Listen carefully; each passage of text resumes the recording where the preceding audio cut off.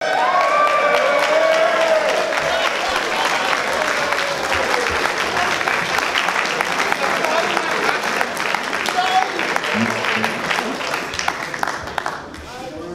going on?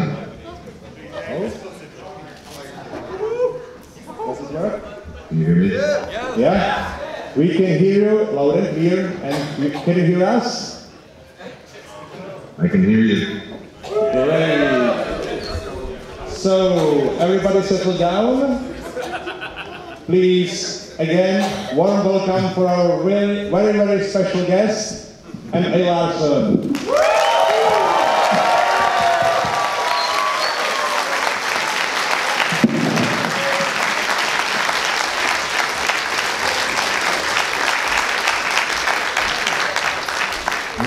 All right, first question is from me to the audience. Who does not know M.A. Larson? Oh, 5 people, 5 people. Just 2 people of 340. Your band, and your band. That's how Pinkie Pie acts there. So, Mitch, how are you? I mean, it's like 6 in the morning, right? It's 6 in the morning, I'm in my car. The sun is not quite up yet, so the picture might get better as it gets brighter. Right. Did you have plenty of coffee? Oh, there we go. There we go, that's the secret. Great. All right, I think, are you ready for the presentation? Yeah, let's do it. I hope so. All right, so just one thing, there's been already a lot of talking from us, so let's let the talk the one who's much more appropriate than us for this job. I just want to say that M.A. Larson and Czequestria has a very special bond. Because when we met him at 2013 in Paris at Brownie Days and let him sign the flag that hangs up here, yeah, it's behind the cables, and it's like, yeah, please sign it. Okay, Czech Republic and Slovakia, yeah. When are you going to do the convention in Prague? Right, you're actually planning something for next year. Okay, I hope you're going to invite me. It took much longer than we expected, but here you are. And we would like to personally thank you for, encourage us to do this, to do the convention. Oh, I'm sorry, I'm talking from the back. I would like to personally thank you in front of the crowd, because all these people here are here today also because of you. Thank you that you encourage us to make this a reality. Thanks.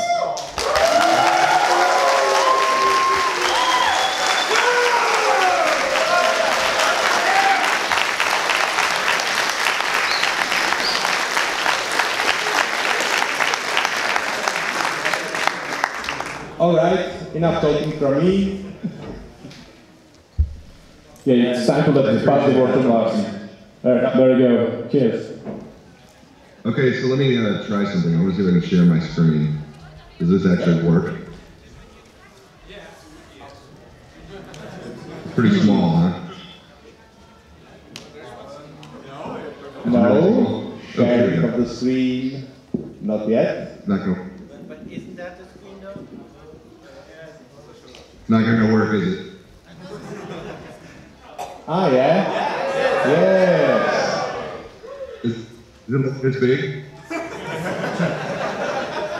Can you guys see it? Yep. Yes? Yes, now, yeah, perfect. If I do things like this, can you actually see it? You can read that? Bigger. Make it bigger. How do I do that? Anybody know? Control A. Control plus. Alt F4. On my screen, it's really tiny.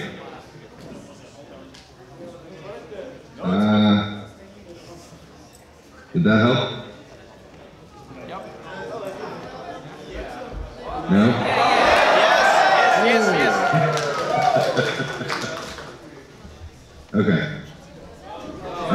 So I decided, because I know a lot of you have come to the other European convention, I've done this kind of panel with Peter Mark Locals and Amsterdam I did the Term Harmony.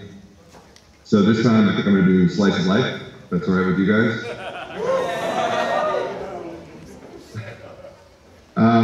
It'll be a little bit different than the other ones just because I was the one giving myself notes, and the process of this episode was so strange compared to other ones. So, you know, obviously they wanted to do a 100th episode. I was not involved at the beginning. They had things going already to celebrate the 100th episode. It was always going to be about the background ponies. But this is the original premise from before I was even on the episode. Amy Keaton Robbins was going to write it, and it was called The Magic of Ponyville. And I'll just read it to you in case you can't read it. I don't know how big it is for you guys. But it says, Princess Twilight Sparkle addresses the camera, standing in for a visiting dignitary, saying how thrilled she is to be giving a tour of her adopted hometown, Ponyville. This is where she first discovered friendship, as did so many others who call this magical place home. We break away from Twilight and her guests. She continues the tour and spends the rest of the episode as a fly on the wall, witnessing a series of loosely linked stories featuring our ancillary and background characters. We start with the cakes and see a vignette featuring a small aspect of friendship. Then we drift off and follow Cranky and Matilda, then Cheerily, DJ Pony 3, Octavia, Lyra, Bonbon, Dr. Hooves, Derpy Bulk Biceps, etc. In each story we see different pairings we've never seen before, all of them illuminating a different aspect of the characters' friendships. After we've had our own unique tour of Ponyville, we rejoin Twilight, who is just finishing up her tour with the visiting dignitary. As she wraps up, she says it took her a while to understand what it is that makes Ponyville such a magical place, but now she knows the secret. It's that it's the ponies who live there. So there you have it. It was nothing at all like the episode, right? It was entirely different. But the idea was kind of the same. It was just to go around Ponyville and just check out all the background ponies. But they were going to use this dignitary in Twilight as the way to do it. And so they kind of worked on this for a while, and it wasn't working out. And then I can tell you all this stuff now because it actually happened. So that's when the movie kind of got really bad. So then Megan McCarthy was going to go off and work on the movie, so they asked me if I could come in and story edit the first half of season 5. That's why I did half the season. It's because Megan left to do the movie. So I went up to Hasbro, and me and Megan and Amy sat down and tried to figure out how to do this episode. And Amy came up with the idea of using this wedding between the donkeys as a framing story instead of this dignitary thing.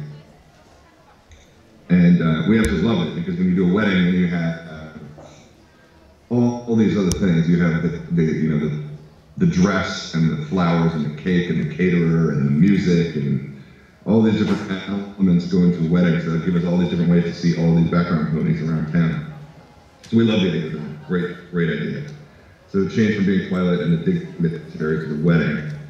But even that wasn't totally straightforward. So I'll show you some other stuff now. Give me a second here. So this is an email.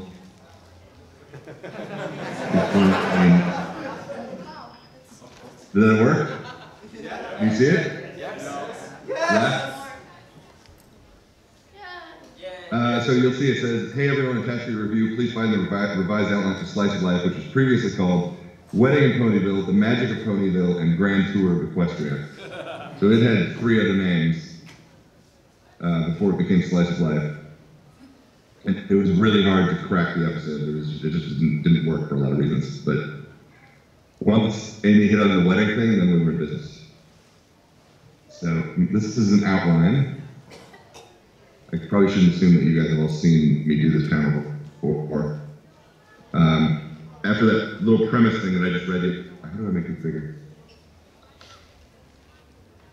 Then you write an outline, which is this. It's just a much longer, more in-depth. Come on, man. There we go. this is an 8-page outline, and normally an outline for an episode is 5 pages, so you can tell this episode was just densely packed with characters and things. So I'm just going to kind of fly through it and show you some highlights of it. I originally had Namby Pamby. You remember Namby Pamby from Ponyville Confidential? She was the previous editor of the school paper. I had her in this episode, so she was there fighting with her brother because she changed the font, and that's why the wedding date changed. But it was kind of a lame joke, so they cut it out.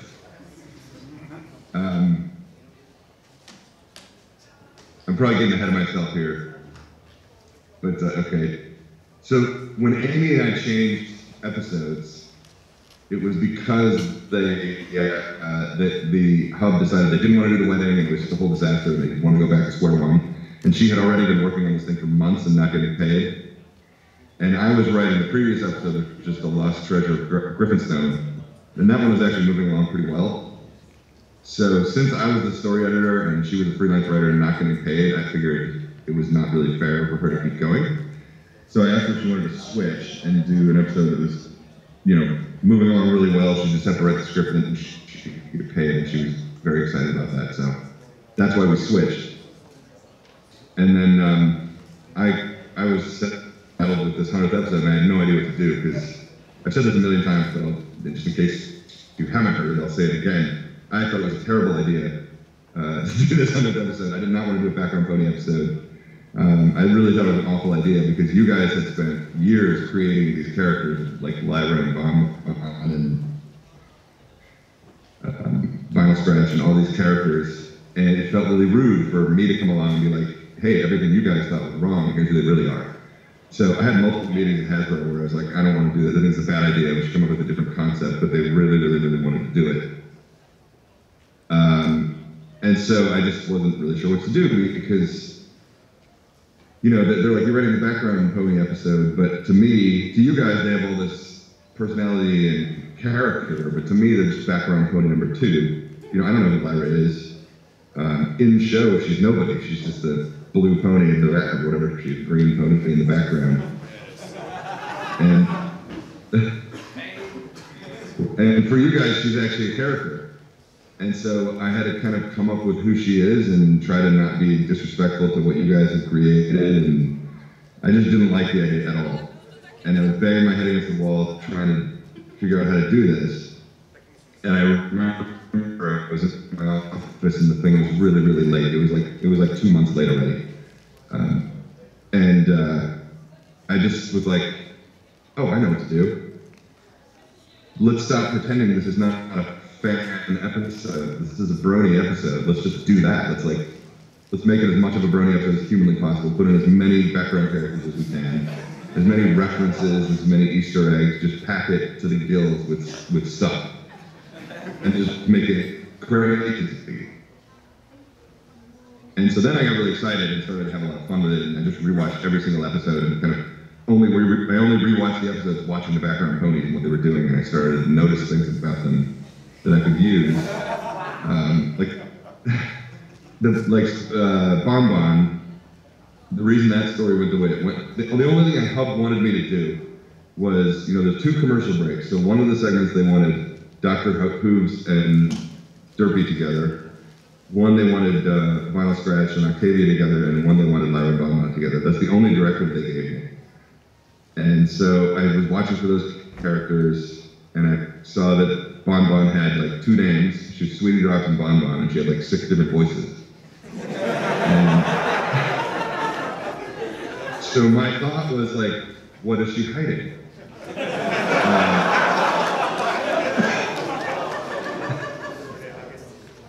So that's why she became Special Agent Sweetie Drops, and she was like working undercover for this anti-monster agency because she was like clearly hiding a secret life.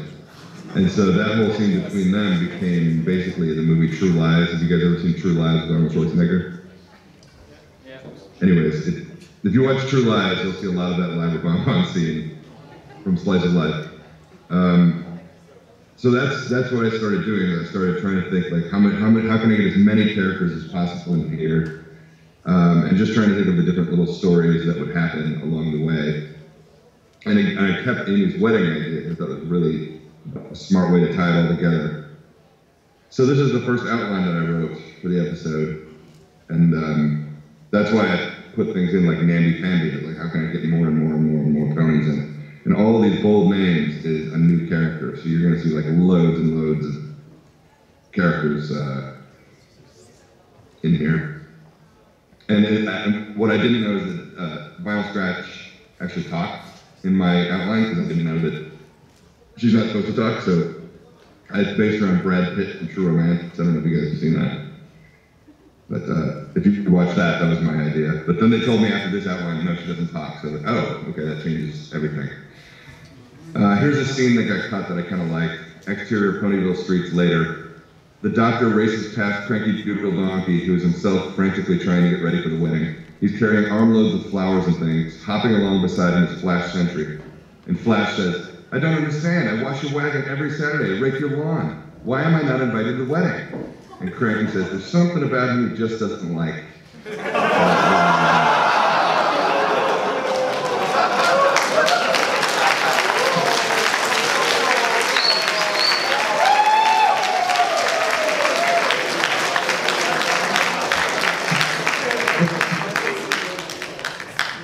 And one funny thing about that, so that was, you know, that was my wedding at Flash Entry in there, and I thought it was kind of a funny commentary.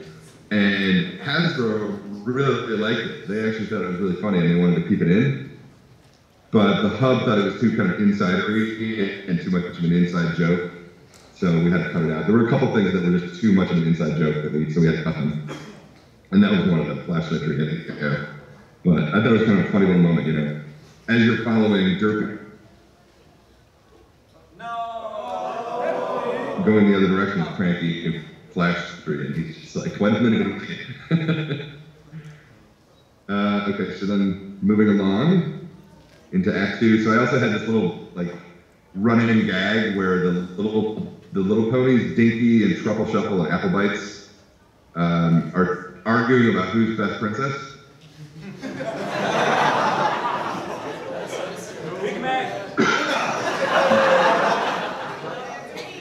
I don't know if you can read it. It says, she flies past Dinky Doo, Truffle Shuffle, and Apple Bites, who are engaged in a heated debate about who's the best princess in Czequestria. Dinky swears Cadence is best princess because she's so nice.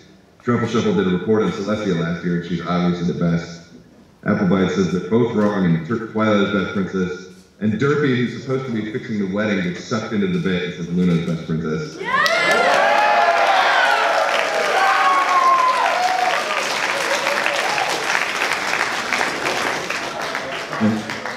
I thought that was a funny gag because Tabitha does the voices for both of them, so I thought that was pretty funny that she loves Luna.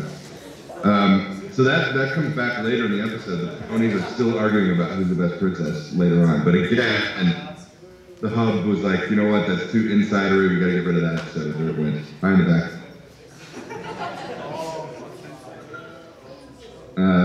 Do you guys know who Ace and Mr. Waddle are? You know who they are? The tennis Tony and the old rickety guy? No? Hasbro didn't know either, so maybe cut him out. Okay, look at this. Lyra is aghast. She says their whole friendship has been a lie. And then explains why your voice is always different. It's all been an act. So there you go. That's why I came up with that scene. It's just because of the voices and the name. Look, Copomel was in here. They cut her out.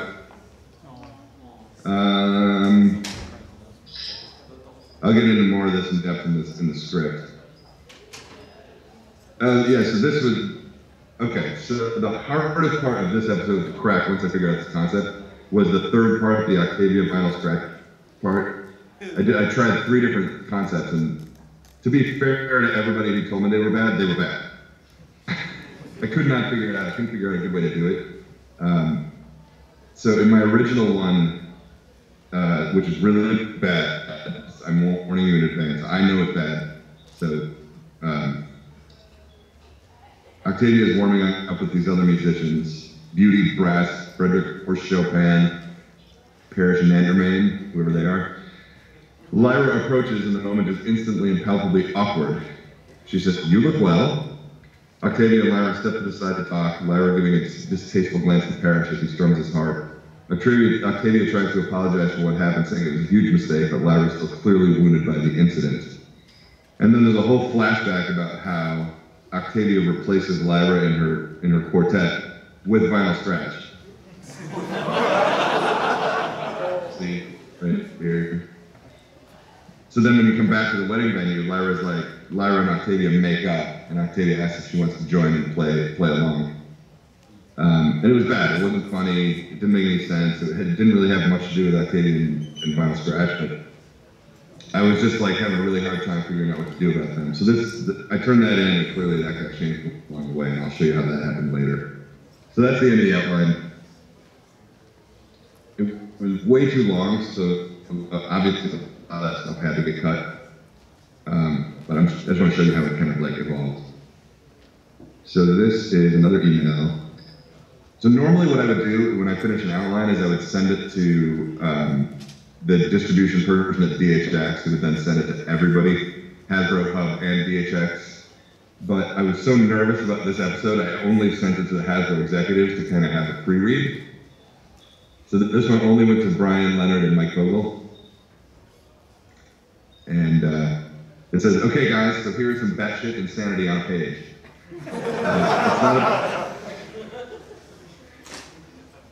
It's not a beat sheet like we discussed, but that's sort of because characters are woven in and out and it was just too hard.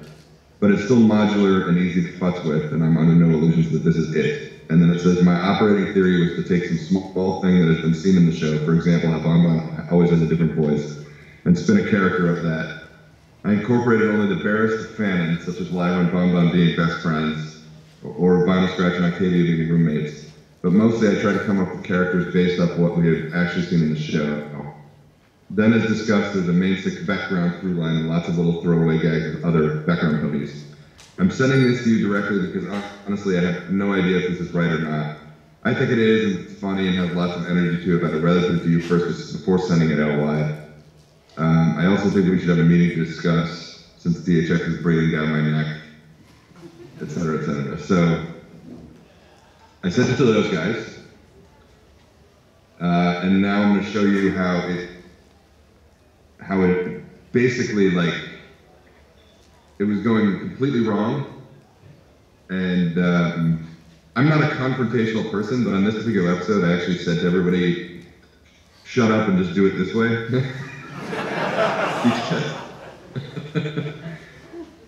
Because once I kind of cracked how to do it, I thought it was really fun, and it'd be a really unique episode, and like the pacing would be completely different than any other episode.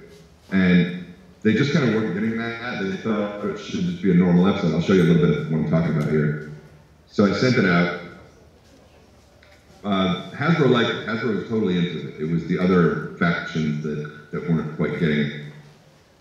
Hang on.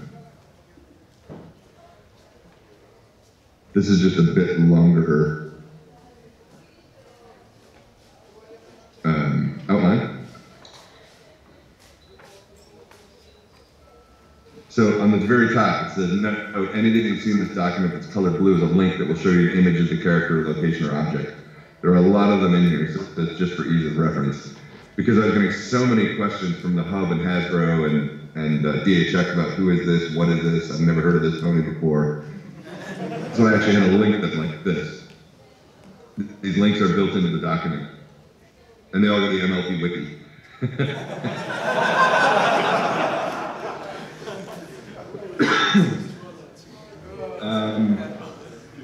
You know, there was stuff cut like, the doctor races the Carousel Boutique past the bowler. Oh, hello, Tom, he said as he went to the boutique.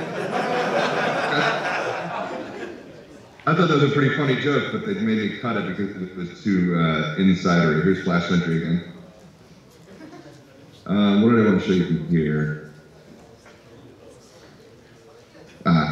Okay, so there was this whole scene after, what is this? After the Lyra Bonbon thing, where Coco Pamela starts wandering through the crowd, and she's looking for an address that she can't find, and finally she finds it, and it's Golden Harvest Cottage. You guys know what Golden Harvest is? Luckily, I have a link right here I can show you. Did that even not work?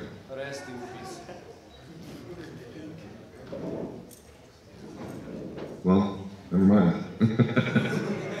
she's the pony from the first Trixie episode where Rarity kind of insults the color green and she runs off because she's all upset. She had a green mane or something like that. So I had included this whole, things happening. Oh, here she is. Carrot Top, that's a good one. Her. You guys know her? Yeah. So there's a whole thing about her. So Coco shows up at her place. Sorry. Let's just get out of here. So, interior Golden Harvest cottage. Coco stands at Golden Harvest as she checks out her green wedding dress in the mirror. She has a wicked smile on her face. Coco says, I still don't understand why you didn't just have Rarity make your dress. She's a fabulous designer. And then Golden Harvest tells her story. As she looks at herself in the mirror, we see images from Ghostbusters reflected above her. She says she was a plant for a gifted unicorn named Trixie. They were all set up to make a fortune, taking their magic show from town to town across Czequestria. But then came the disastrous Ponyville show, where Trixie turned Rarity's mane green.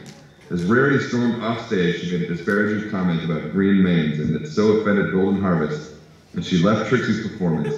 Without a plant in the audience, Trixie was ruined, and so was Golden Harvest's fledgling career as a magic show plant. And ever since she has been waiting for a day like this, a day where Rarity will be forced to sit in the crowd and look at her. A bridesmaid dressed head to toe in green. Delicious revenge.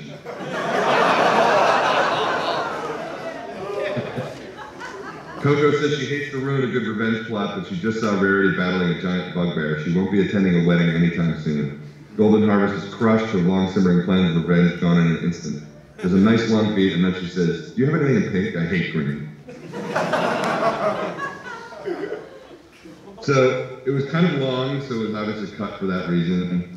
But the whole idea was like taking an old episode and kind of giving a different spin on why it existed, and the fact that Trixie actually had an accomplice out in the crowd, and Rarity's offhand comment ruined this company's life and sent her spiraling.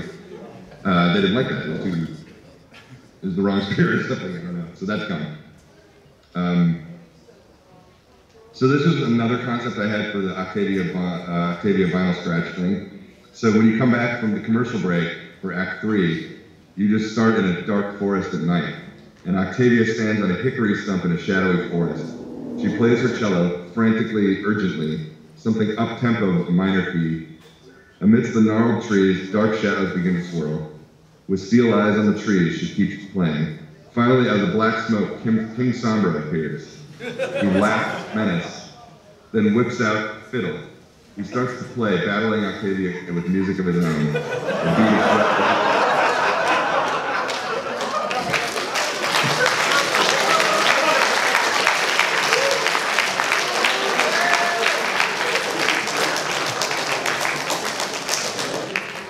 A bead of sweat rolls down her forehead as she tries to keep pace, as Octavia and Sombra's Devil Went Down to Georgia musical feud begins to climax. Heavy bass thumps rock the forest, throwing Octavia off her game. Sombra laughs and keeps playing. Octavia, meanwhile, knows she has lost. Furious, she looks around for the source of the beat, and then she wakes up from a nap, and vinyl scratch is playing loud music. So the whole idea was how do I get Sombra in here since he's banished, and the only way was in a dream sequence. And I thought this Devil Went Down to Georgia thing would be kind of fun and really disorienting when we come back from commercial. It would be really weird.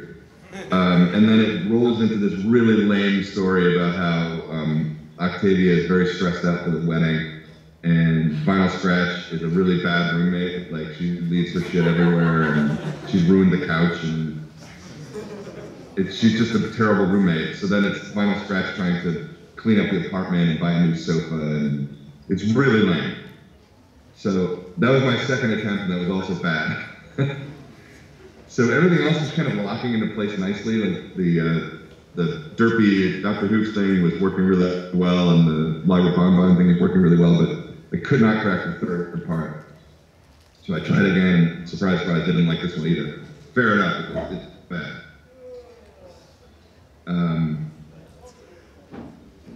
But it did have a carelessly discarded toilet painting. Okay, so that's it for that. And then I'll move into the script so I can show you more specific things that got caught.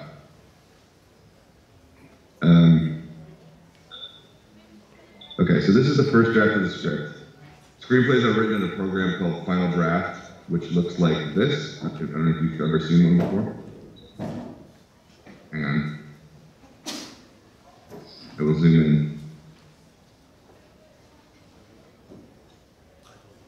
Yes. So, just a second. So you start with this. This is called a slug line. It just tells you interior, exterior, tells you your location, and then if it's day or night. And then you have this, which is just stage direction. It tells you everything you see. And then this is the character and the dialogue here. So I'm just going to go through this and show you a few parts from the script. This is my very first draft. And a lot of it was shockingly the same as it ended up being in the episode. Like there's Derpy, it says, gee, I'm sorry, Frank, I just got a little wrong. Then, that's how it was in the episode. The only difference there is in a later draft, they made me change her name from Derpy to Muffins, even though you never actually hear her name in the episode. But what are you gonna do? I just want everybody to know that I wrote her as Derpy, because that is her true name.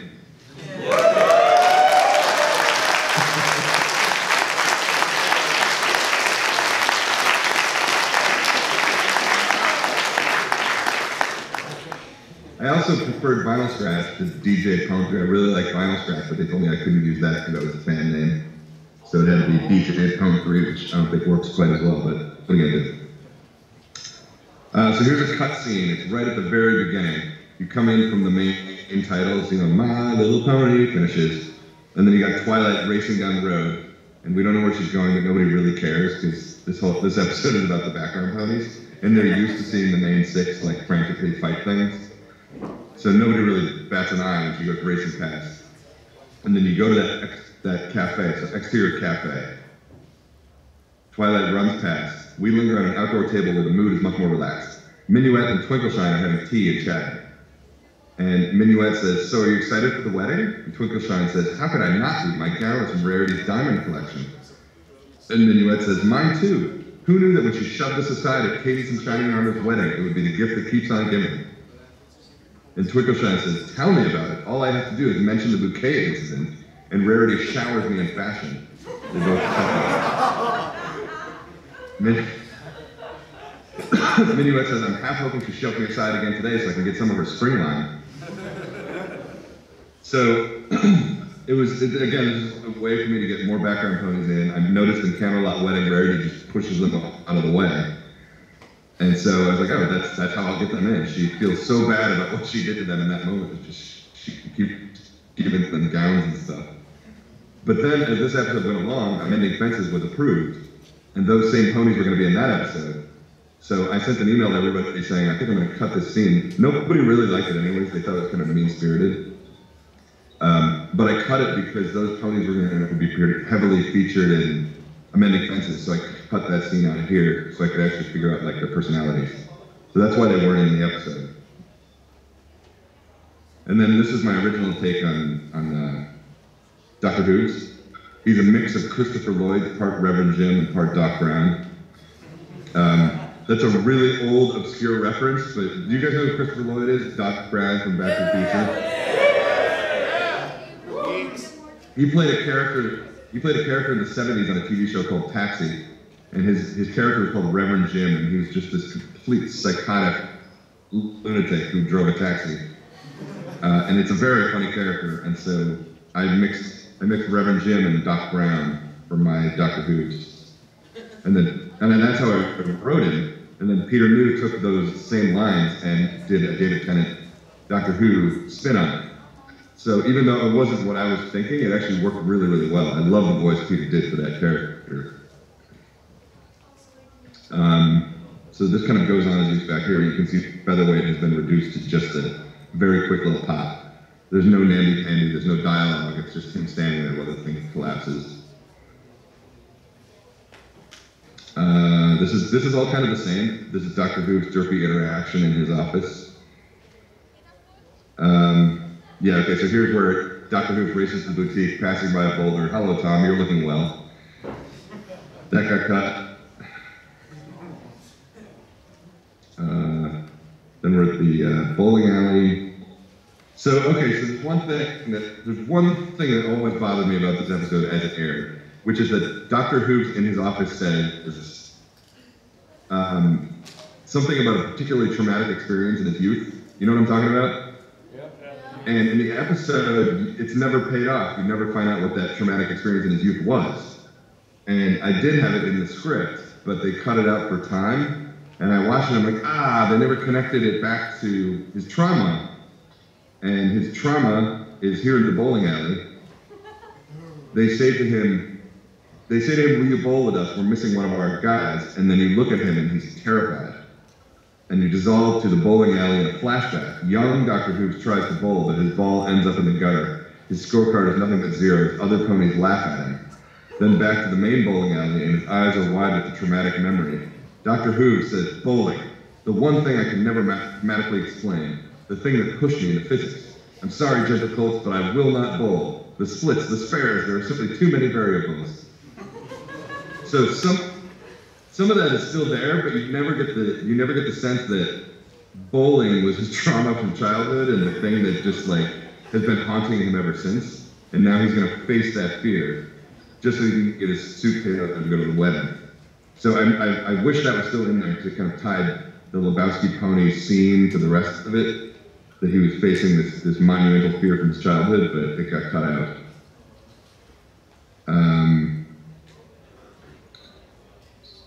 Sorry if this is like causing me dizziness looking at it like that.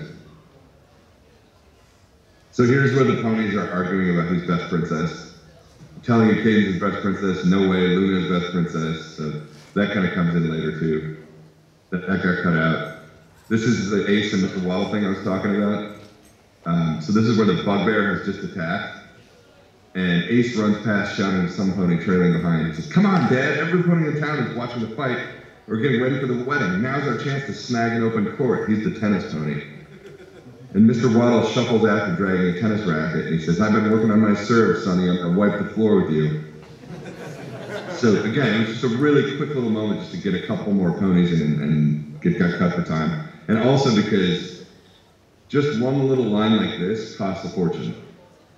So having all the ponies speak one little line made the budget for this episode absolutely balloon. So they cut a lot of little one-line gags because they were so expensive. So yeah, I mean, this is exactly how it airs in the episode. Lyra says, I think it's some sort of bugbear or something. Lyra chuckles. Bon Bon does not.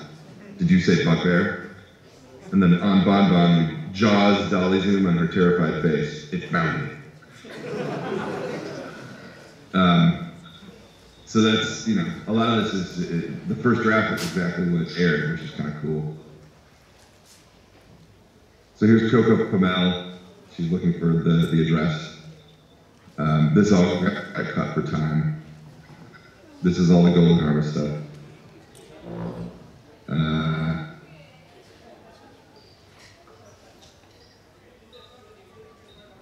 Sorry, guys. Here's the devil went down to George. It's still in here.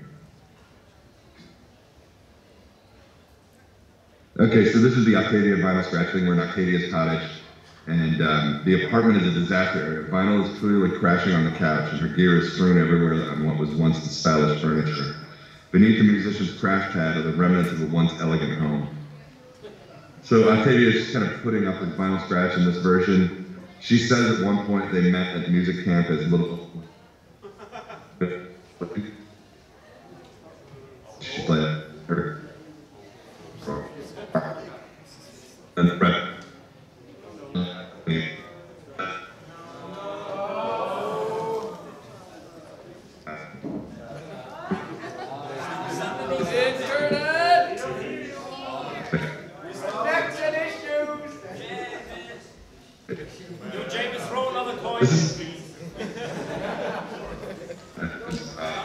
You guys have Sydney. Stop using the Wi-Fi. for someone to Cheer up. That's hilarious. Wow. We're losing him.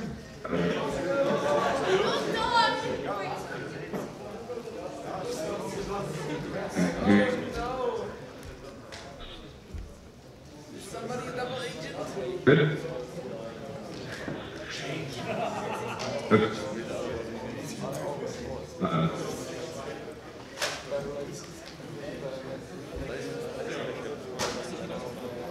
David, are you there? Can you hear us Okay. again? We had some glitches in the connection. Is the connection okay? Yeah, I think the connection is back online. Can you hear us? Okay, good. Yeah, good. Yes, I can hear you. Okay, so you guys know who Sydney is, Sabrina Albergay? We can't hear him. No? Oh no! You can't hear me? Hello, hello? You can hear me? Yes, we can Okay. hear you, but just the quality is a bit low. Okay. Well, hopefully it'll kick back in. Should I keep going? Ask him to turn on his view of our wall. That will save traffic. All right? Is it okay? Is it better now? It's great for me. Can you, is it okay for you guys? Yeah. Yeah, now it's fine. Okay. So you guys know who Sydney is, Sabrina Albergay? Yep. The storyboard artist? So this was her gag. I thought it was absolutely hilarious, but they cut it because it was too kind of insider animation, and they didn't think anybody would know what it meant. But you know how there's this idea that if you show up at a wedding or something wearing the same dress as someone else, it's embarrassing. So her gag was that a small group of ponies is just about to enter the wedding venue when it is met by an equal group of recolor ponies. They're identical except for their colors, and then one of the recolor ponies says, "Well, this is embarrassing."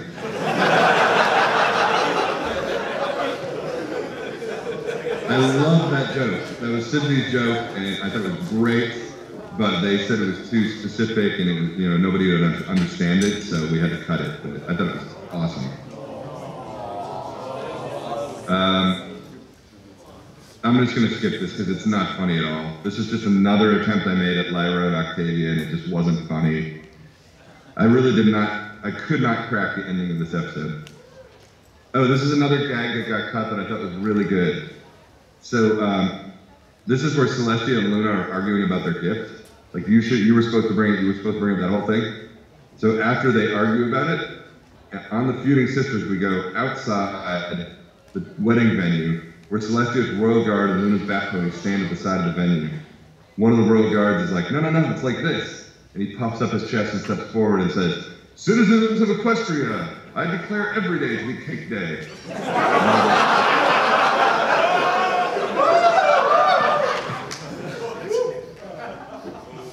All the Royal Guards and the Bat Pony start cracking up, and then one of the Bat Ponies steps up and says, "How about this one?" And he does a Luna impression. "No, you fools! I asked for a crescent moon, not a crescent roll. Be gone!" And they all laugh, and then the Bat Pony.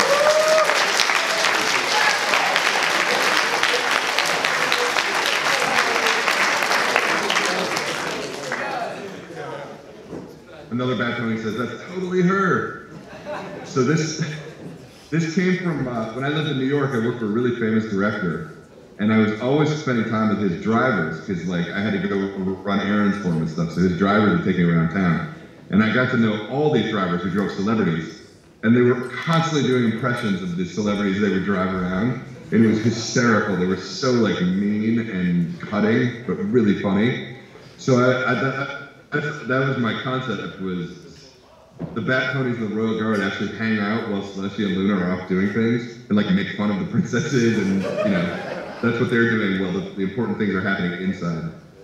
So I thought that was great, but they didn't like it and they cut it out, so what are you gonna do? Oh, and then there's another moment that got cut out. So this is when the ceremony is just getting ready to start. Cranky and Matilda are in front. with Mayor Mare. They share a look that says, somehow, against all odds, we pulled it off. And then Barry Shine blows in, rolling a cast. And she says, told you I'd take care of you, Matilda. Plenty of punch for the reception. And everybody cheers like the movie It's a Wonderful Life. So she shows up with all this booze, basically, for the party. But that got cut.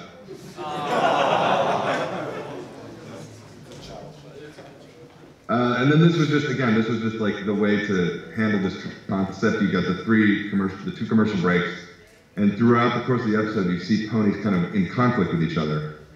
And so at this moment, during the wedding, we linger on sets of ponies that we've seen in conflict throughout the episode. Octavia and Vital Scratch, Dr. Hooves and the Lebowski pony, Celestia and Luna, etc.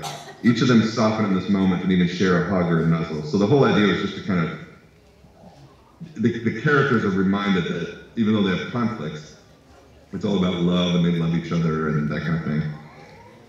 So I think that might be it for this draft. Yeah, that's it for this draft. So this is where it gets really funny. That's what I sent in. That went around to everybody. And I'm going to show you, this is the notes email that I got on the episode Cutie Mark Chronicles when I was going from outline to script. So this is what it looked like. It's from Rob Brenzetti, who was the story editor at the time. And it says, they understand why we had our act breaks in the middle of flashbacks, but are wondering whether we might want to cut outside of the stories to see the Crusaders reacting to the drama before going to commercial. We didn't end up doing that. We cut the commercial in the middle of the flashbacks, so we ignored that note. And then there was some concern that Scootaloo's negative reaction at the end of the show not seemed too sour. They were reading it as if the Crusaders left the scene with negative attitude. And then it says, cleared to go to script, good job. So that was it. There was really only one note there. The notes on the first draft of Slice of Life looked like this.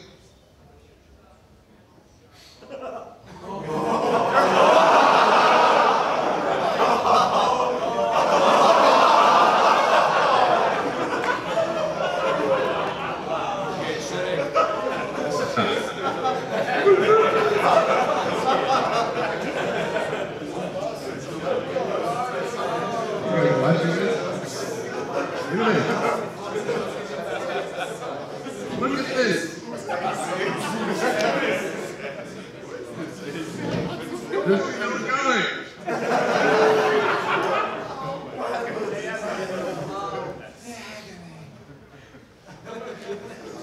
So, look at this.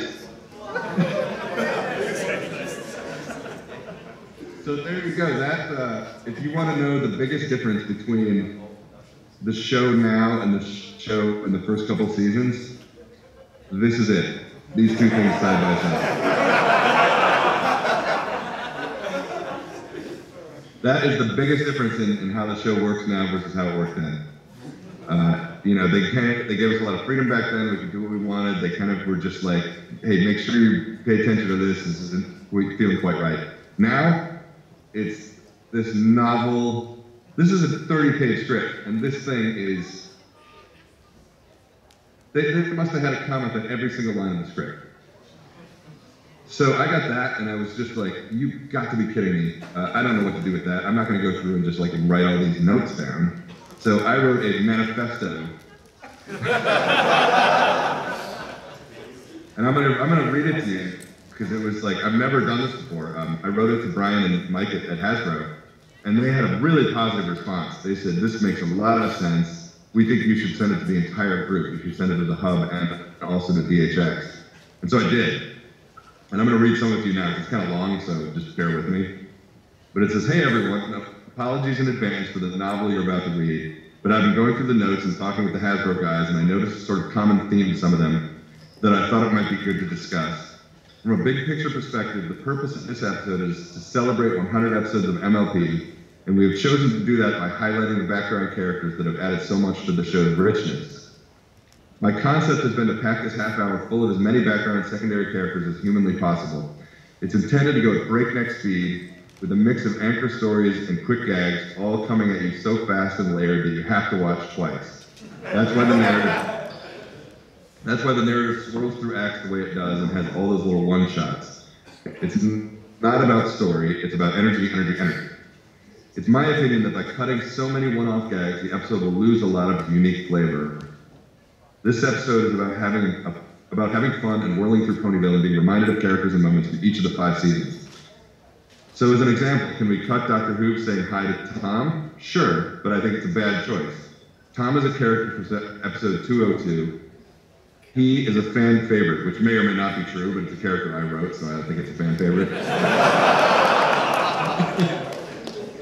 This joke will take up literally 1 second of screen time. Are there people who won't get it? Yes. But in an episode like this, one that is so unique and so geared towards fans of the show and not a general audience, I would argue that it doesn't matter. In the cost-benefit analysis of Tom gag, there's so much more to be gained by keeping it than there is to be lost by some people missing a 1 second joke. My larger point is that there seems to be a desire to cut all these one-off, quick 5-second gags. If the joke doesn't work, fine. I can change the Phillies arguing about princesses because it's more of a joke about the fans than the show itself. I still think it's fun, and I know the fans of the MLP would absolutely love it, and that it would take up seconds of screen time, and it still works as a moment between 4 Phillies even without the fan context, but I can change it.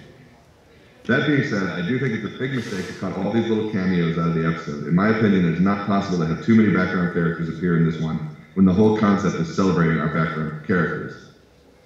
This episode is zany and fast and filled with Easter eggs and callbacks and cameos from all 5 seasons of MLP. It will not stand up well to the logic hammer, and it will not and shouldn't have to stand up to the general audience test. I think it's okay to have a special episode, a 100th episode of a show with a huge fan base, not have to explain every callback and joke and reference and character. I think the pacing of this one would be so fun that if people miss these jokes and references, it won't matter. So I guess I'm asking for some leeway on some of the more insidery elements of this episode. I've spoken to Brian and Michael about giving some of the gags a bit more context, but like I said, this is an unusual episode, and I think the most successful version of it is one that is packed to the gills with references and cameos and Easter eggs. So that's what I sent to everybody. And to their credit, they were like, oh, that makes a lot of sense. So I think what happened is they just didn't really understand that the idea was to make a purely fan episode. They kept saying, like, the casual viewer who just tunes into this episode isn't going to understand what that means. And my whole point was, like, who cares? There's 99 other episodes for them to watch. This is the 100th episode. This is where we need to just, like, go all out and make references and have background ponies. You know, that's the whole idea. And I just think they didn't really get that. And so when I sent that email, I got really positive responses back saying, oh, okay, we weren't quite understanding that. Yeah, that makes sense. So there were some things that were cut, like the Flash Sentry bit, and, you know, and it ended up being cut mostly for time, just because there was so much stuff to do. So there was just this, like, kind of fundamental misunderstanding of what the episode was. I think Hasbro kind of got it right away, and I think the Hub and DHX didn't. They thought it was just going to be kind of more of a normal episode, and they wanted everything to make sense to somebody who was watching this as their first episode of the show. And so it just wasn't quite connecting. And then when I sent that email, everything kind of came together. So the last big piece of this, and then I think I should probably shut up so we can just do some Q&A stuff, is the Vinyl Scratch Arcadia part. I could not figure it out, right? It was really difficult. It just wasn't working. And then it occurred to me that I had written an episode of a different cartoon that might work really well. I don't know if you guys have heard of Kick Buttowski's Suburban Daredevil. It was on Disney. And that's one of the first episodes of that show that I wrote. Can I show you a couple minutes of it? Yes. I'm going to show you it's like 3 minutes, I think, of Kick Buttowski, and you'll see where I ripped off myself for the ending. Slick Black. I stole this scene from Kick Buttowski to use as the Vinyl Scratch and Octavia piece of Slice of Life, so I'll show it to you here. It's just a couple minutes. Can you guys see it? Okay.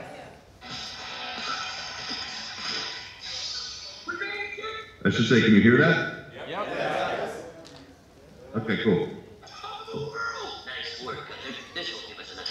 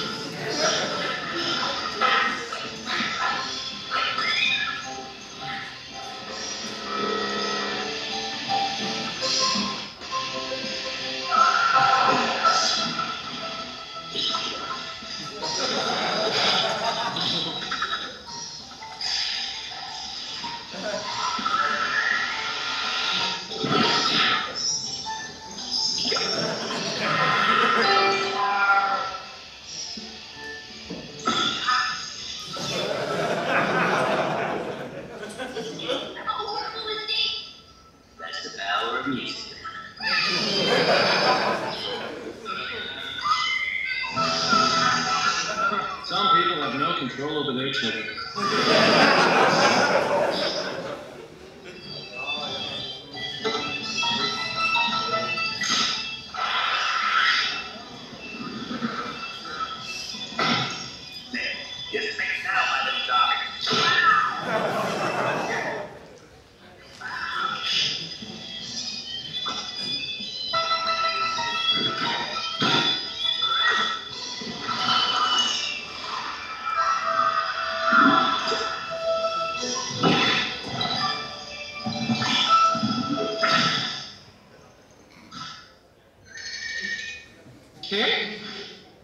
Piano is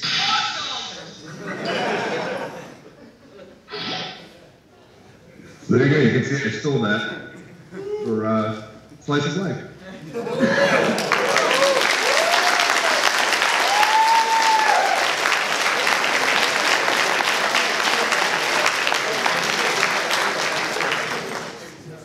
I took that idea from an episode I'd written like 6 years earlier and turned it into a DJ booth and then just started piling ponies on top of it. But it was the same exact idea as that you guys just saw.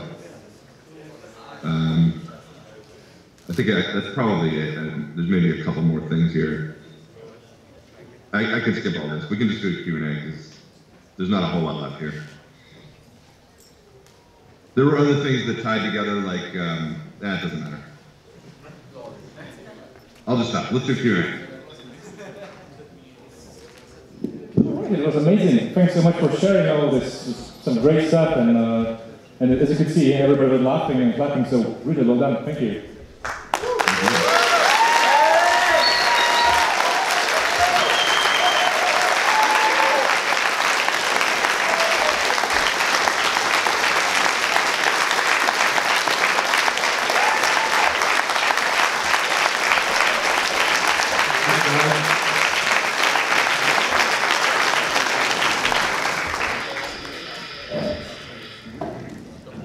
Okay, that was surely fun for everyone. So, if anyone has a question, so please stand up. We have a microphone here. Please queue up.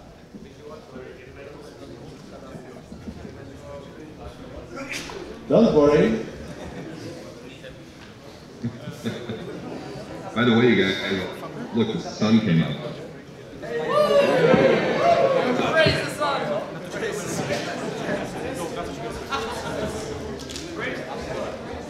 Just please stick with the basic rules, keep it family friendly, and no asking about future stuff. My question is, have you heard of the NLP analysis community? And I how have. much influence do they have on episodes like Brony episodes?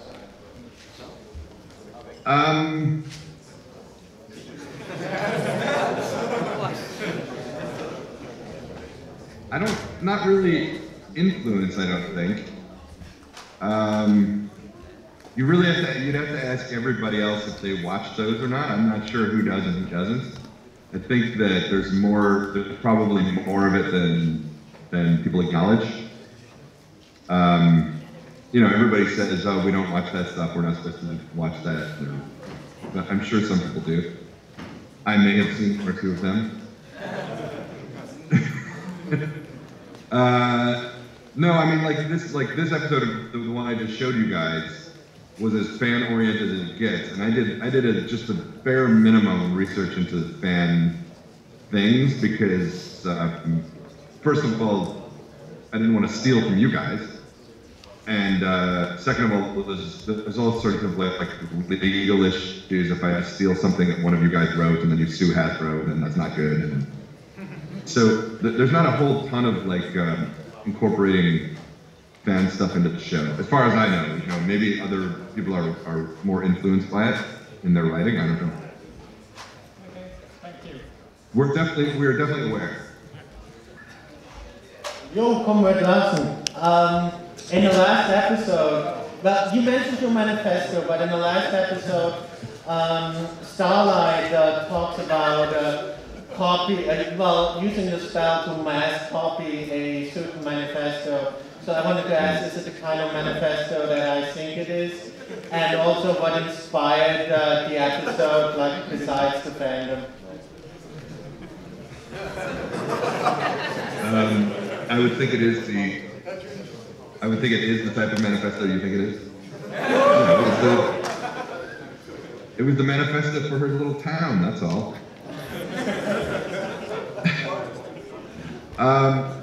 That's a pretty weird episode because it wasn't my idea at all. They gave me the concepts. There's this strange thing that I'm somehow like the meme guy, and I love meta episodes and all of that, which is just completely untrue. Particularly in My Little Pony, I really dislike meta commentary in My Little Pony. In Slice of Life, it was different because it was a special episode of the 100th episode. That one was supposed to be entirely meta. But I'm not a fan of it. I think part of what I love about My Little Pony is that it's so sweet and innocent and sincere. And when things get too meta, they sometimes start to feel a little cynical. And I'm just not a big fan of it. But for some reason, there's this impression that I love that stuff. And so I got this episode, and it was another meta episode, which is not my favorite. And yeah, you'd have to ask somebody else because it wasn't my concept. I thought it was actually kind of a cool concept because the journal did just vanish, right? Like it was just gone, and they never talked about it again. So I thought it was kind of a good idea to bring it back. Where it lost me was the idea of making the citizens of Ponyville into basically just raging jerks. That I could not get my head around. I had no idea how to do that or why we were doing that. I didn't think it was a good idea necessarily to take these ponies that we'd kind of grown to love over 7 seasons and make them irrationally mean. And so I tried to spin the episode a different way. Has anybody there seen It's a Wonderful Life? I've seen it, but I don't think. No? Okay, it's a really old movie. It's probably the best Christmas movie ever made. It's from the 40s, and it's about a guy who lives in this small town, and he's about to kill himself, and he's visited by an angel who walks him through, you know, essentially what things would be like if he was gone. And in the end of the episode, he is so overcome by the love of his community and his family that he comes home and they pour into his house with money, and they start giving him money so that he can pay back the bank and not lose, you know, basically the entire town. So they all come in and they're like, here's another $5, here's another this, and it's this most joyous scene. And they start singing Auld Lang Syne in the house, and there's a famous line where his daughter says, look, Daddy, teacher says every time a bell rings, an angel gets its wings, which is a really famous line. And so I try to turn this episode into that, where Pinkie Pie starts getting mad back at everybody else, and it's like, why are you being so mean to us? You've known me my whole life. It's me on the other side of those pages that you are complaining about. So I try to change it to an allegory about how to be a good citizen online, and to realize that the person that you are, you know, interacting with online is a real person behind that avatar, which I thought was a really useful lesson for kids. And then the ending of the episode was going to be It's a Wonderful Life, where everybody comes into Pinkie's apartment and is like, you were right, we were so wrong, we love you, Pinkie, we've always loved you, we got carried away. And everybody, so the town of ponies learned the lesson, which is, there's always somebody on the other side of that message that you're, you know, angry about or whatever. But that got shut down, and they didn't want to do that. And so it became town's ponies being angry and not learning a lesson, and I just didn't get it. I didn't get it. I know a lot of people really like the episode, but it didn't make any sense to me. I still don't know what the lesson of the episode is. I didn't think it was a good idea to have these town ponies that we've all come to love be jerks, but I was overruled, so there you have it. I don't know, you'd have to have somebody else the concept, because it wasn't my concept. Basically, I got a lot of tweets after that episode saying, is this really how you view the fandom? Do you think we're a bunch of whiny, entitled this? And I'm like, no, I don't. If you want to know how I feel about the fandom, watch Slice of Life. You know, that's my message to the fandom. It's not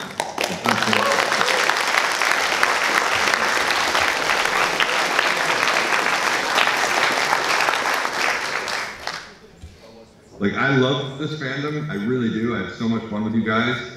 And to hear people saying that they were like, oh, you know, we're awful and look how we treat the writers. It's like, that was not my message, that was never my message. I wish my name wasn't on that episode. I think it's mean-spirited, I don't like it. I'm happy a lot of other people like it, but for me it was just like, that's not what the show is to me. So.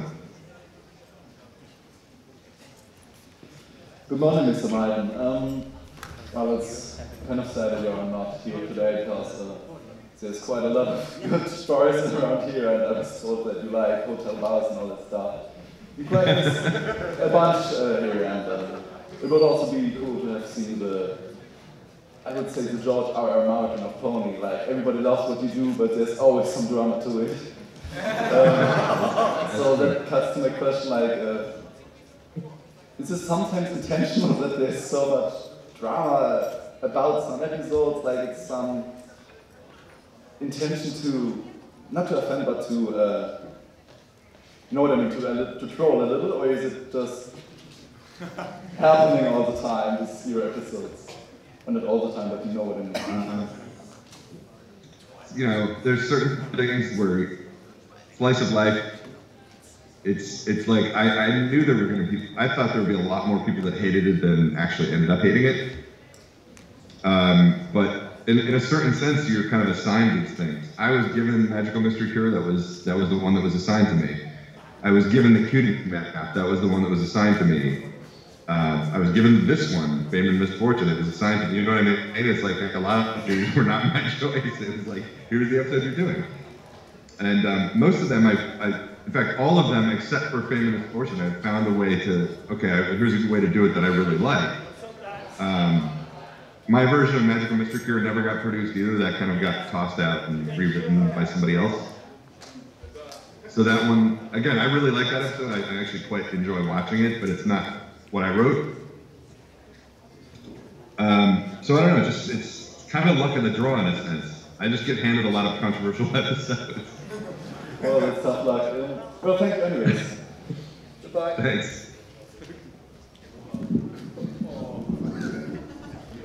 Hi from the Netherlands. I have a question. Does the newest episode mean you're back for writing full time in the show, or is it just a one thing, or did you never leave actually? Because many fans wonder if you stopped. No, I would not come back. Oh. There would have to be major changes to the way things are. I mean, I showed you those 2 notes documents. You know, it's not what it used to be. It's not run the same way. And it was shocking to me because when I came back for season 7, I was like, okay, I think this will be a little bit different now, but it was not. It's not fun anymore. I'm sorry, I hate to say that, but it's not fun anymore. Sorry. It's okay. It has nothing to do with the content. It's entirely about the way the production is run. There are just way too many people who have way too many opinions now, and a lot less freedom than it used to be in the early days. So I love the company because I love the world, I love the fandom, and I would love to keep going with it, but it's just not worth it. That, and then also this is going to sound really petty to you guys, but it's season 7 and I've never gotten a raise and they refuse to give me a raise, so I'm like, okay, I'll go do something else. Okay, So, thanks. Sorry, I know that's a really depressing answer, but like, that's the way it is. Okay, if there is one scene in Slice of Life I love, it's the Gummy the Alligator's monologue. So I wanted to ask, was there some deeper meaning behind it? Because I may be wrong, but it somehow reminded me of Rorschach from the Watchmen movie. So I wanted to ask if there was some deeper meaning behind this monologue, or if it was just some spur of a moment or something like that. It was, so I originally had an inner monologue from an Angel, and we all kind of realized it just wasn't as funny as Gummy would be. Gummy would be much funnier, because Gummy is such a, he acts like a one-celled organism, you know?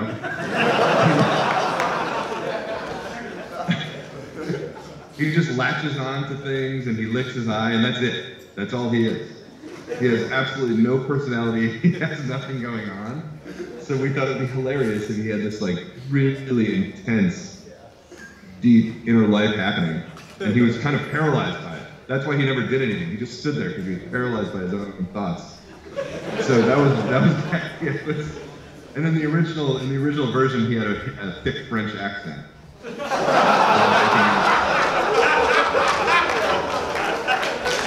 Thank you very much.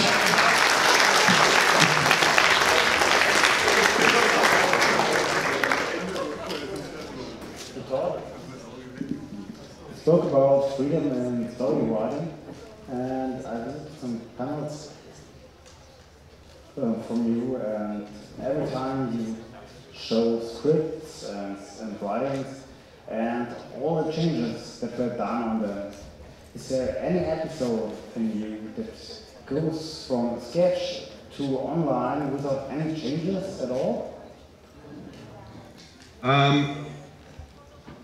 It's part of the process. It has to happen, and in a lot of ways it works. It works really well. Like for instance, the ending of Slice of Life, they kept telling me this is not working, this is not working, and they were right. The stuff I was writing was no good. So sometimes notes are very helpful, and sometimes they're absolutely right about some of the stuff they say. And then there's other things where they cut things for time and they make the right choices. They really are quite good at that. So it's not, I don't want to just say like it's a horrible thing to get notes, because that's not necessarily true. It's a horrible thing to get the wrong kinds of notes and get way too many notes, which is what's happening now. But I would say Amending Fences was, Amending Fences was a concept I tried to pitch for a long time, but it just never went through. So then when I became story editor, I submitted it, and they approved it. And if I show you the premise of that, it's exactly what the episode is. The only real change that came from in the course of that episode was there was a scene between Twilight and Celestia, where Twilight goes to Celestia's apartment and says, I have to resign as Princess of Friendship. I can't be the Princess of Friendship anymore, knowing how badly I hurt one of my friends. And Celestia kind of looks up at the moon and says, I know what it's like to have a damaged friendship that's beyond repair. And they have this really sweet, heartfelt interaction in Celestia's bedroom. about how to repair a broken friendship. And it got cut because it was just, there wasn't time for it. And again, I understand, like, if you're gonna cut anything out of the episode, that scene, because you just really don't need it. I loved it. I thought it was a really nice interaction between the two of them, and a really heartfelt moment between Celeste and Twilight. But other than cutting that episode is pretty much exactly how I thought it would be from the beginning. So that's probably the closest to one going through exactly how I wanted it to be. Okay, thank you.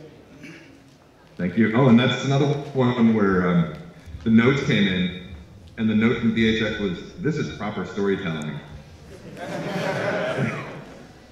Which I'm like, thanks, implying everything else I've turned in is not.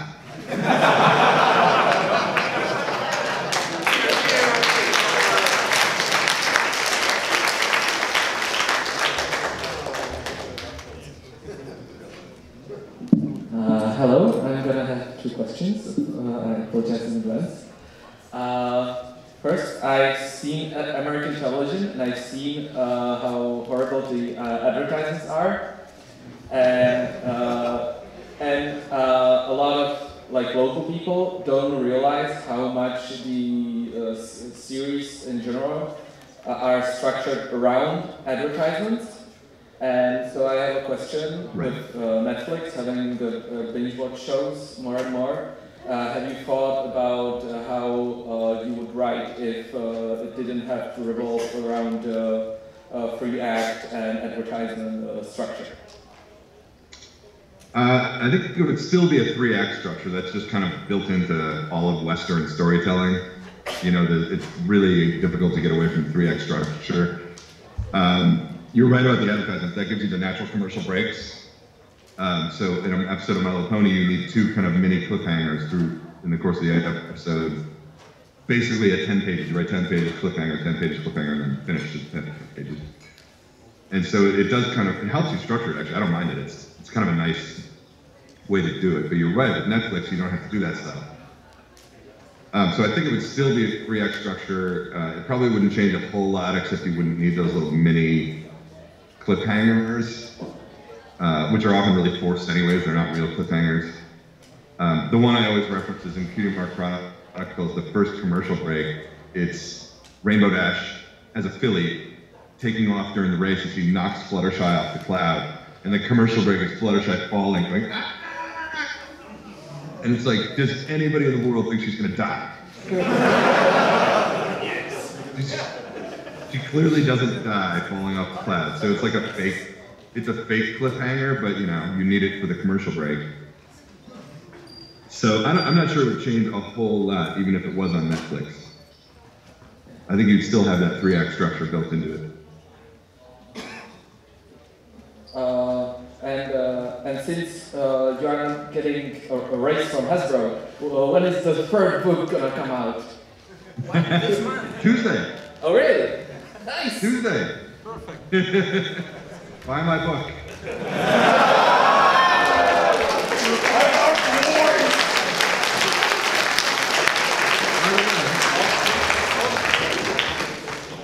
I will say that one of the foreign languages my book was published in was Czech.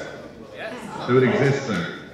Good translation. Going back to the vinyl scratch and Octavia's pairing, in the episode it ends up being this bizarro house split exactly in half.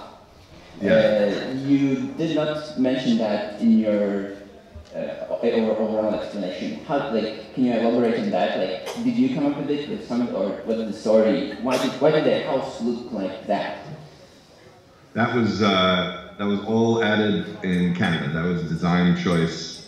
Some artists thought it would be funny if they were roommates, but their house was divided perfectly evenly in half. So that wasn't not part of my concept. There's a lot of stuff in every episode that is the artists along the way add things and make choices like that.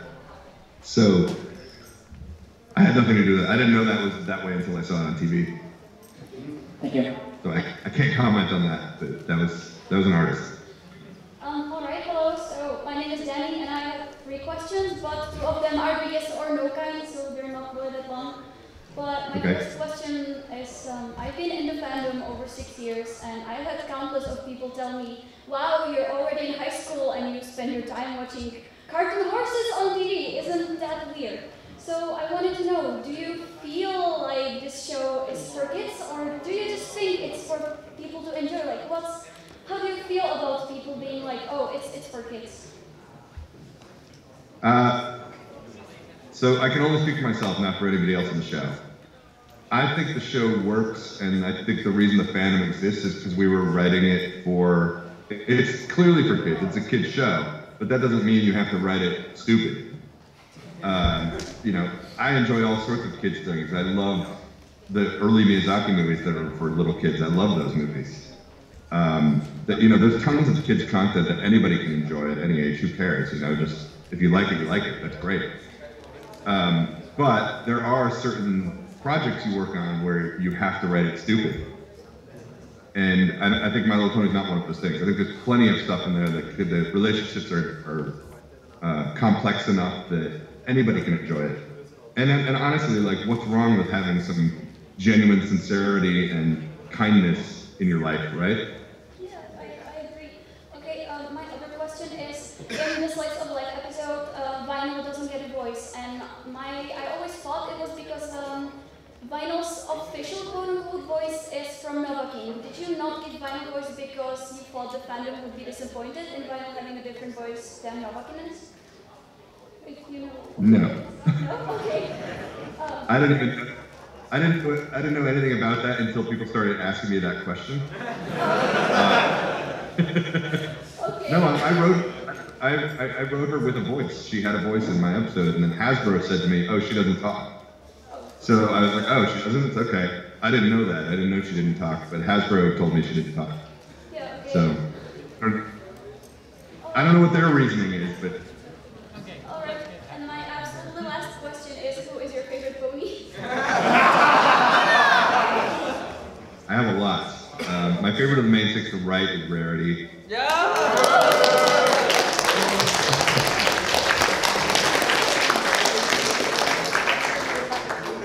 I love Stephen Magnet. I absolutely love him. I've tried to get him in the show multiple times. Finally got him back in Slice of Life. I don't know. What's that? Oh, I was just like, I thought you were done talking, so I'm sorry. Just continue. Don't mind me. Celestia, I love writing Celestia. I always wanted to write a Celestia episode that was just like her doing nothing, her like getting her carriage fixed, her going to the gym. I always wanted to see that episode, but never got to do it. Alright, thank you. Thank you so much. Thanks. Mitch, just to verify, how many questions we take before we have to depart? Oh gosh, maybe two more. Sorry guys. I have kind of a hard cutoff, I'm sorry. Hi, I have a personal question. In the Slice of Life, you basically confirmed ship Vinyl Sketch Octavia. Are there any other ships you personally consider canon?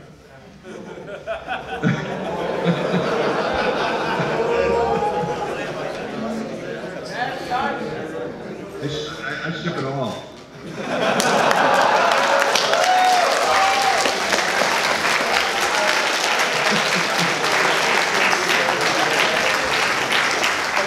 Okay, I really like this question. Answer. Thank you.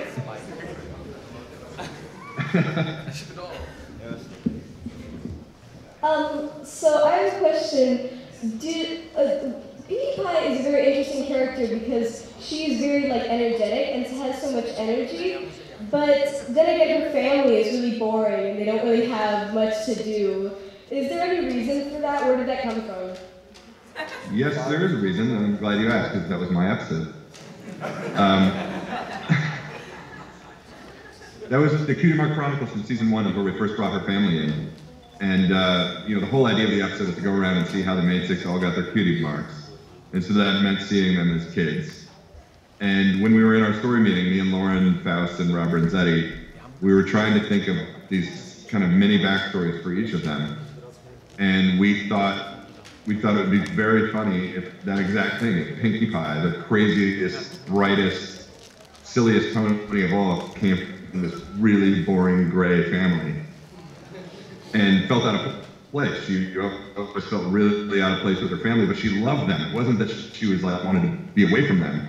She totally loved them, but she just felt different, and she felt like she didn't really belong in her own family. And then in that mini story, so she's on the rock farm, and I will take credit for that. That was my idea. I was really psyched about the rock farm. It was so dumb. And it's what's the most boring possible place for Pinkie Pie to grow up? It's a rock farm, where they just move rocks from one field to the next. And so, you know, the whole idea of that story is that she discovers her passion for making people smile and laugh. And she starts with her family, and it's really a defining moment. Like, are they gonna, because they look at her and they with that kind of horror. And then she throws a party, and they all crack smiles, and it's just magic for her. She's hooked. And so I thought it was really fun that she comes from this, like, because how many people feel out of place in their own families? Like, lots of people feel like they don't really even belong in their own family.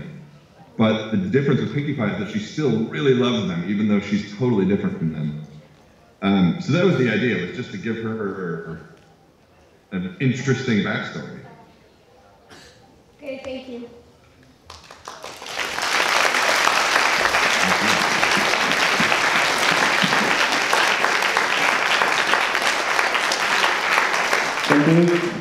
Thank you, Mitch. We are really glad that you did this for us. We were so happy to have you here. Thank you for this. I would ask for a huge applause for our guest, Larson.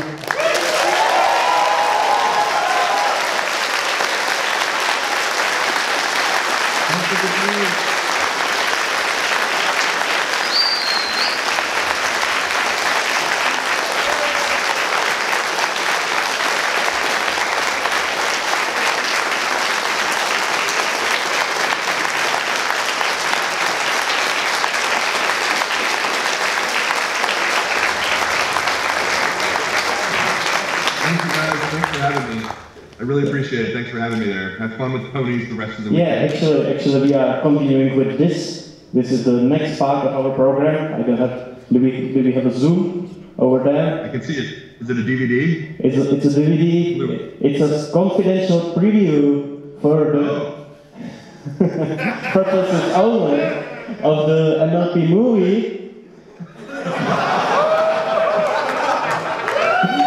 So, as we are no longer coupled with them, we are going to make it just for us. Thank you.